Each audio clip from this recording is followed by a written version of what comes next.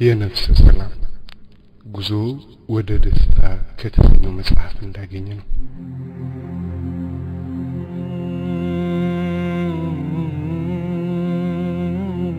አንተ ሙስሊም ነህ የሚለው ሐረግ በውስጡ የሚይዘው ትርጉም ከራስ ነፍስ ጋርና በዙሪያ ላሉት የሚዳረስ ሰላም ፈጥረሃል የሚል ነው።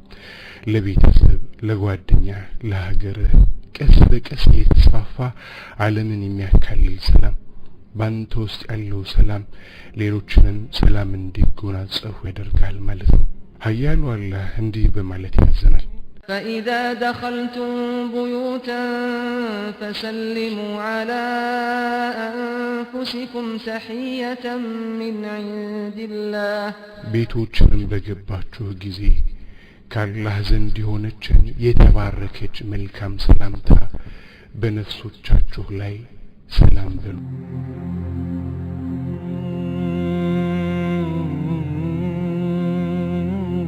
ለራሳችሁ ለውስጣችሁ ሰላምን ለምኑ፣ ሰላምን ተመኙ ማለት ነው። ከአላህ ዘንድ የሆነችን የተባረከች ሰላምታ ማለት ከአላህ የሆነ ሰላምና ለኛ ያለው ውዴታ ማለት ነው። ውስጣዊ ሰላም ያጎናጽፋል፣ በዚህም ሕያው ያደርገናል። ልክ በሰላታችን ውስጥ አላህ ያመሰገነውን አደመጠ፣ ጌታችን ሆይ ምስጋና ላንተ ይሁን እንደምንለው ማለት ነው። በሁሉም ሰላት ማጠናቀቂያ ጊዜ የነፍስ ሰላም እንዲሰጥህ ትለምናለህ። አሰላሙ አለይኩም ወራህመቱላሂ። በየዕለቱ የሚከናወኑት አምስቱም ሰላቶች ለሙስሊም ውስጣዊ ሰላም የማግኛ ቁልፎች ናቸው። አዝካሮችና መሪ መፈክሮቻችን በራሳቸው ከውስጣችን መንጭቆ ከዚያም ወደ ሌሎች ፍጥረቶች የሚሰራጨውን ሰላም የሚያስታውሱ ናቸው። አላህ እርሱ ሰላም ነው፣ ሰላም የሚመነጨውም ከእርሱ ነው። በእዝነትና ቸርነቱም የሰላም አገር ጀነት ነዋሪ እንድንሆን ያደርገናል። የእርሱ መልእክተኛ ሙሐመድ ሰለላሁ ዐለይሂ ወሰለም ደግሞ የእዝነት መሪ ናቸው።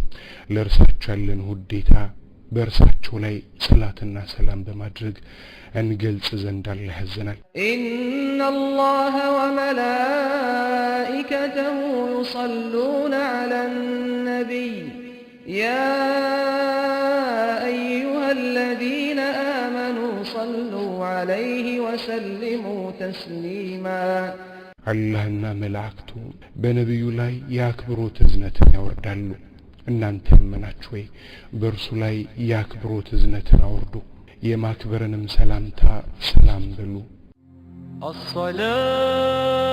الصلاة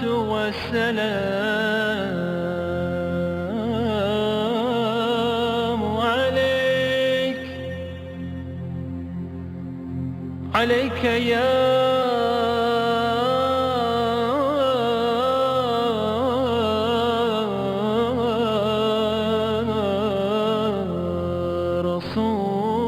رسول الله.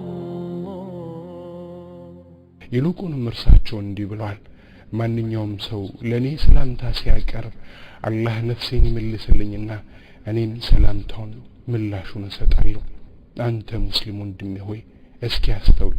ለእርሳቸው ሰላምታ በማቅረብህ ይህን ያህል የነፍስ ሰላም ማግኘት የምትችል ከሆነ እርሳቸው ባሪያነት በመከተልህ ደግሞ ምን ልታገኝ እንደምትችል አስበው። በዕለተ ትንሣኤ በአካል አግኝተሃቸው በተከበረው እጃቸው ከአውድ እያጠለቁ ሲያጠጡህስ እስኪ ይታይ። الصلاة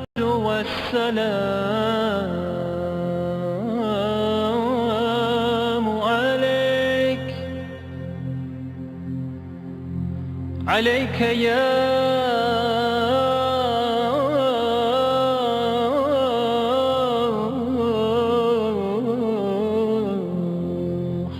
حبيب الله.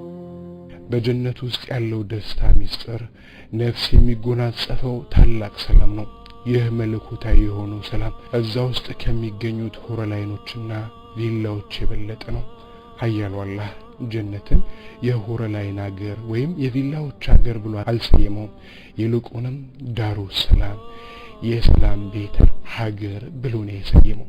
ምክንያቱም የደስታ ዋስትና ያለው ሀገር ነውና ነው።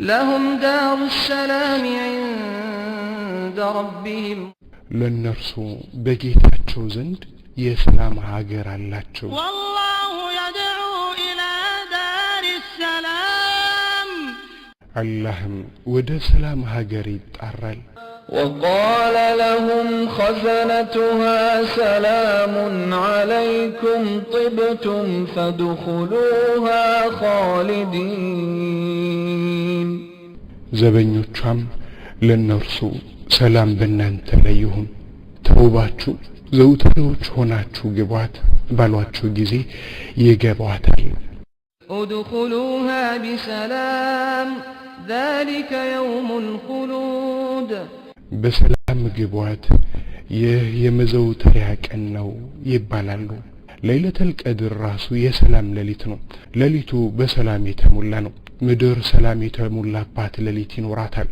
በፍጥረት ዓለም ውስጥ የተሞላውን የነፍስ ሰላም ለመመልከት በፕላኔታችን ላይ መላእክት ይወርዳሉ ለሰላም እንዲህ የገሰፈ ትርጉም የሚሰጥ ሃይማኖት እንዴት የግድያ የሽብርና የአመጽ ሃይማኖት ሊባል ይችላል ሁሉም ሙስሊም ይህንን ሰላም በተለያዩ መልኩ የማሰራጨት ግዴታ አለበት ሰላም የሚለው ቃል በቁርአን ውስጥ የተሰጠውን ቦታ ተመልከት سلام على نوح في العالمين ባለማት ውስጥ ሰላም በኑህ ላይ ይሁን سلام على إبراهيم ሰላም በኢብራሂም ላይ ይሁን سلام على موسى وهارون ሰላም በሙሳና በሃሩን ላይ ይሁን وسلام عليه يوم ولد ويوم يموت ويوم يبعث حيا በተወለደበት ቀንና በሚሞትበት ቀን ሕያው ሆኖ በሚነሳበትም ቀን ሰላም በርሱ ላይ ይሁን قلنا يا نار كوني بردا وسلاما على إبراهيم እሳት ሆይ በኢብራሂም ላይ ቀዝቃዛ ሰላምም ሁኚ አለን እዚህ ቦታ ላይ ሰላም ማለት ምን ማለት ነው ኢብራሂም እሳት ውስጥ ተጥለዋል በኢሳ ላይ የግድያ ሙከራ እየተደረገ ነው ሙሳና ሃሩንን ፈርዖን እያሳደዳቸው ነው የእስራኤል ልጆች እያበሳጯቸው ነው ሰላም የተባለው የት አለ ታዲያ አሁን ይህ ሰላም ዱንያ የፈለገውን ያህል ቢናወጥ በሰውየው ውስጣዊ ነፍስ ውስጥ የሚከሰት ሰላም ነው ይህ መለኮታዊ የሆነ ሰላም ባይኖር ኖሮ እነዛ ነብያት በዚህ ዓለም በገጠማቸው መከራ ላይ ባልታገሱ ነበር جنات ቃላት የማይገልጸው ሞት የሌለበት የዘላለም ቤት